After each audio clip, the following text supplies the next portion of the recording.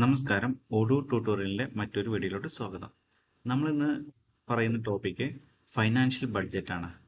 Okay, financial budget എന്ന് പറഞ്ഞാൽ ഇപ്പോൾ നമുക്ക് ഈ ഒരു വർഷത്തെ ഇൻകം അതുപോലെ എക്സ്പെൻസ് നമുക്കതൊക്കെ ബഡ്ജറ്റായിട്ട് കൺസിഡർ ചെയ്യാൻ പറ്റും. ഈ ബഡ്ജറ്റ് എങ്ങനെ ഡിഫൈൻ ചെയ്യുന്ന പറഞ്ഞാൽ നമ്മൾ ലെഡ്ജർ വെച്ചിട്ടാണ് നമ്മൾ ക്രിയേറ്റ് ചെയ്യുന്നത്.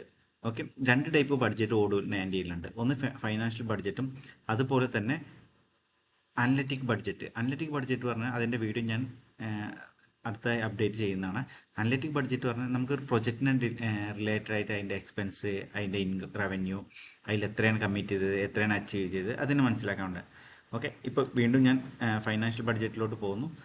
ഓക്കെ, ഇനി അതിന് വീഡിയോയിലോട്ട് പോകുന്നു. ഫസ്റ്റ് നമ്മൾ എന്ത് ചെയ്യാം, സെറ്റിങ്സിൽ നമ്മൾ ബഡ്ജറ്റിംഗ് എനേബിൾ ചെയ്യണം. ഫസ്റ്റ് സ്റ്റെപ്പ് നമ്മൾ ബഡ്ജറ്റിംഗ് എനേബിൾ ചെയ്യണം. ഓക്കെ, എനേബിൾ ചെയ്തു. അതിനുശേഷം എന്ത് ചെയ്യാം, നമുക്ക് അക്കൗണ്ട്സ് മോഡ്യൂളിൽ കോൺഫിഗറേഷനിൽ ഫൈനാൻഷ്യൽ ബഡ്ജറ്റ് ഉണ്ടാവും, അത് ക്ലിക്ക് ചെയ്യാം. അതിനുശേഷം ഇപ്പോൾ ഞാൻ എക്സിസ്റ്റിംഗ് എൻ്റെ ബഡ്ജറ്റ് ഇവിടെ കാണിക്കുന്നുണ്ട്, ഞാൻ ന്യൂ എന്ന് കൊടുത്തു. അതിനുശേഷം ഞാൻ എന്ത് ചെയ്യുന്നു, 2026 ലാസ്റ്റ് 5 month ഇൻകം. ഓക്കെ, ഇതേപോലെ നിങ്ങൾക്ക് എക്സ്പെൻസ്, ഇൻകം അത് നിങ്ങൾക്ക് ഇതേപോലെ ബുക്ക് ചെയ്യാൻ പറ്റുന്നതാണ്. ഓക്കെ, ഇപ്പം ഞാൻ അതിനെന്ത് ചെയ്യുന്നു, ആദ്യം ഞാൻ എൻ്റെ ലെഡ്ജർ ക്രിയേറ്റ് ചെയ്യുന്നു, ലെഡ്ജർ സെലക്ട് ചെയ്യുന്നു. ഓക്കെ, ഞാൻ സെയിൽസ് അക്കൗണ്ടിലാണ് ചൂസ് ചെയ്യുന്നത്. ഞാൻ എന്ത് ചെയ്യുന്നത്, എനിക്ക് ഓഗസ്റ്റിൽ എനിക്ക് വേണ്ടത്, ഞാൻ ബഡ്ജറ്റ് പ്ലാൻ ചെയ്യുന്നത് 10,000 ആണ്, BHD ആണ്. അതുപോലെ സെയിം അക്കൗണ്ട് ഞാൻ എന്ത് ചെയ്യുന്നു, സെപ്റ്റംബറിൽ ഞാനത് ഒരു 25,000. ഓക്കെ, ഇതേപോലെ നിങ്ങൾക്ക് നിങ്ങളെ എക്സ്പെൻസും അതുപോലെ നിങ്ങളുടെ ഇൻകം ഒക്കെ നിങ്ങൾക്ക് എന്ത് ചെയ്യാൻ, ഡിഫൈൻ ചെയ്യാൻ പറ്റും. ഒക്ടോബറിൽ ഞാൻ എന്ത് ചെയ്യുന്നു, ഒരു 20 ആക്കുന്നു.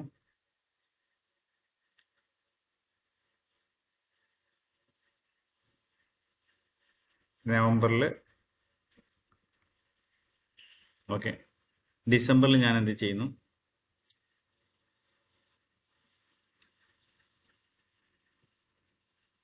25 കൊടുക്കുന്നു. ഇതാണ് നമ്മൾ എന്ത് ചെയ്യാം, ഫസ്റ്റ് സ്റ്റെപ്പ് ബഡ്ജറ്റ് എനേബിൾ ചെയ്തു. അതിനുശേഷം നമുക്ക് എന്ത് ചെയ്യാം, ഏത് ബഡ്ജറ്റാണ് നമുക്ക് ക്രിയേറ്റ് ചെയ്യാം. ഞാൻ ഇത് റിപ്പോർട്ടിങ്ങിലോട്ട് പോകുന്നു, ഞാൻ പ്രോഫിറ്റ് ആൻഡ് ലോസ് എടുക്കുന്നു. ഓക്കെ, ഇപ്പോൾ പ്രോഫിറ്റ് ആൻഡ് ലോസിൽ നമുക്ക് ഇവിടെ ഒരു ഓപ്ഷൻ ഉണ്ട്, ബഡ്ജറ്റ്. ഓക്കെ, ഇത് ക്ലിക്ക് ചെയ്ത് കഴിഞ്ഞാൽ നമുക്ക് ഏത് ബഡ്ജറ്റാണ് നമ്മൾ വ്യൂ ചെയ്യുന്നത് അത് സെലക്ട് ചെയ്യാം.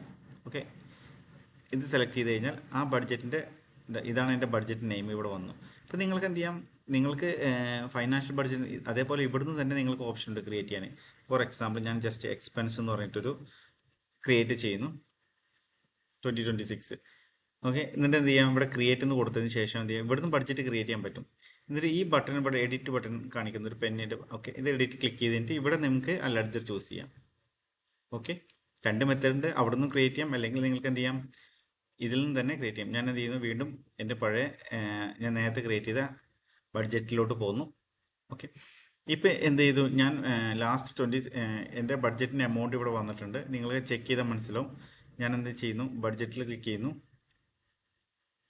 പിന്നെ ടോട്ടൽ ബഡ്ജറ്റ് എമൗണ്ട് ഇതാണ് വന്നിട്ടുള്ളത്. ഓക്കെ, 50, 50, 70, 80, 90, 95. ഓക്കെ, ഇപ്പം നമുക്കത് 95,000 ഇവിടെ വന്നിട്ടുണ്ട്. ഓക്കെ, ഇതിവിടെ മൈനസിലാണ് കിടക്കുന്നത്. ഇത് നമുക്കിന്ന് പ്ലസ് ആക്കാൻ നമുക്ക് എന്ത് ചെയ്യാം, ഇത് റവന്യൂ ആയതുകൊണ്ട് നമുക്ക് എന്ത് ചെയ്യാം, ഇവിടെ തന്നെ മൈനസ് എന്ന് കൊടുത്താൽ മതി. അപ്പോൾ നിങ്ങൾക്ക് അതിൻ്റെ കൺഫ്യൂഷൻ മാറിക്കിട്ടും. ഓക്കെ, നിങ്ങൾ ക്രിയേറ്റ് ചെയ്യുമ്പോൾ ഇവിടെ മൈനസ് എന്ന് കൊടുത്തു കഴിഞ്ഞാൽ നിങ്ങൾക്കത് അവിടെ പ്ലസ്സിൽ തന്നെ വന്നോളും. ഇപ്പോൾ ഞാൻ സേവ് ചെയ്തു, ഞാൻ റിപ്പോർട്ടിലോട്ട് പോകുന്നു, പ്രോഫിറ്റ് ആൻഡ് ലോസിൽ പോകുന്നു. ഇപ്പോൾ കണ്ടോ, നിങ്ങൾക്കത് കറക്റ്റായിട്ട് വന്നിട്ടുണ്ട്. ഇനി എന്ത് ചെയ്യാം, നമുക്കത് ഓരോ മന്തായിട്ട് നമുക്ക് വ്യൂവിൽ സെറ്റ് ചെയ്യാൻ പറ്റും. അതിന് മന്ത് ക്ലിക്ക് ചെയ്യുന്നു. ഞാനിവിടെ മന്ത് ക്ലിക്ക് ചെയ്തിട്ട് ഞാൻ എന്ത് ചെയ്യുന്നു, ഡിസംബർ സെലക്ട് ചെയ്യുന്നു. അതിനുശേഷം ഇവിടെ കമ്പാരിസണിൽ പീരീഡ് എന്നുള്ളത് ക്ലിക്ക് ചെയ്തിട്ട് ഇപ്പോൾ എനിക്ക് ഏതൊക്കെ വേണം, നവംബർ വേണം, ഒക്ടോബർ വേണം, ഇവിടെ ഓരോ ഓഗസ്റ്റ്. ഓക്കെ, ഇപ്പോൾ എന്താ കണ്ടോ, ഇപ്പം നമുക്ക് December, November, October, September, August അങ്ങനെ എല്ലാം വന്നിട്ടുണ്ട്. ഓരോ മാസത്തെയും നമ്മൾ ഡിഫൈൻ ചെയ്ത നമ്മുടെ ബഡ്ജറ്റ് ഇവിടെ വന്നിട്ടുണ്ട്. 25,000 ആണ്, ഇവിടെ 15 ആണ്, അങ്ങനെ ഓരോ മാസത്തെയും വന്നിട്ടുണ്ട്. ഓക്കെ, ഇപ്പോൾ ഓഗസ്റ്റിൽ ഞാൻ കുറച്ച് എൻട്രി ചെയ്തിട്ടുണ്ട്, അതിൻ്റെ ഇതാണ് ഇവിടെ കാണിക്കുന്നത്. ഓക്കെ, നിങ്ങൾക്ക് ഇതിൻ്റെ ക്ലിക്ക് ചെയ്ത് കഴിഞ്ഞാൽ നിങ്ങൾക്ക് മനസ്സിലാവും. ഓക്കെ, ഞാൻ എന്ത് ചെയ്യുന്നു, ഈ പേജ് ഡ്യൂപ്ലിക്കേറ്റ് ചെയ്യുന്നു.